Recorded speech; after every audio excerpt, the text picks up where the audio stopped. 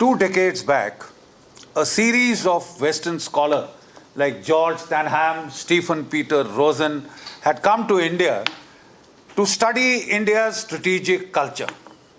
After much research and inquiry, they concluded very sadly that India has no strategic culture, no tradition of focused strategic military thought and analysis, and they blamed especially the Hindu and the Buddhist part of our history for this lack of a strategic culture. Then we had Stephen Peter Rosen and his very famous book, Societies and Military Power, India and His Armies. And he said that there is no primordial strategic military culture in India, and he too concluded that India lacked a tradition of strategic thinking. He concluded that the size of the Indian armies mentioned in the Mahabharata, mentioned in the Arthashastra, mentioned by Megasthenes, the Greek ambassador, was a fiction of the imagination. It was unrealistic.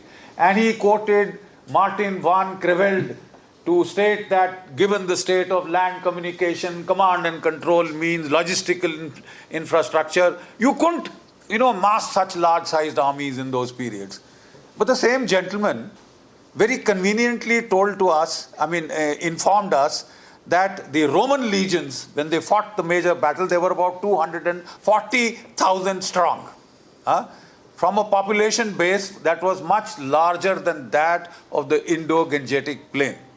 So we have always noticed this very seminal bias against Hindu India and Buddhist India in particular, and feeling that there is a total lack of strategic culture or focused, cohesive military thinking.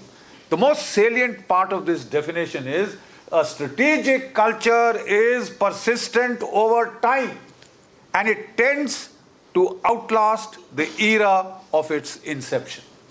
That is critical. It has to have a tradition of focused strategic thought going over the millennia. It's not short-term affair. Next. The simple fact of the matter is, unfortunately, the colonial thinking, colonial historiography has so severely distorted the perception about India and its past that we are still facing that problem. And the problem faced by George Stanham and Stephen Rosencrantz was that they relied on colonial historiography to analyze the past and present of India. And quite obviously, that is the place where you go wrong from the very outset. Colonial historiography was rather focused on the immediate past of the ahimsa, non-violence-based struggle, so-called, for India's freedom. I'm afraid some historians, Indian historians, beg to differ. 26,000 men of the Indian National Army laid down their lives to make India free. And to call such a struggle, sir, is an insult to those martyrs and their families. Right?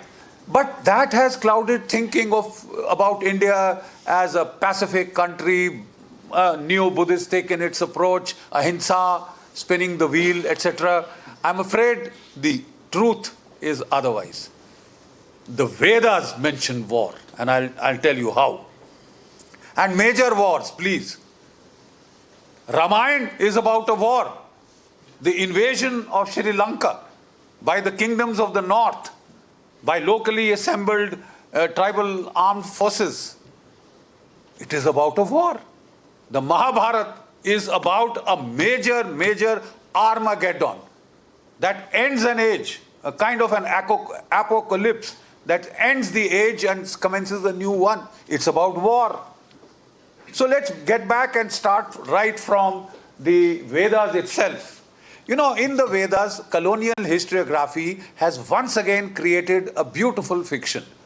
The Aryans were invaders who came from Central Asia. Hinduism is a foreign plant on the Indian soil. The Vedas came from outside.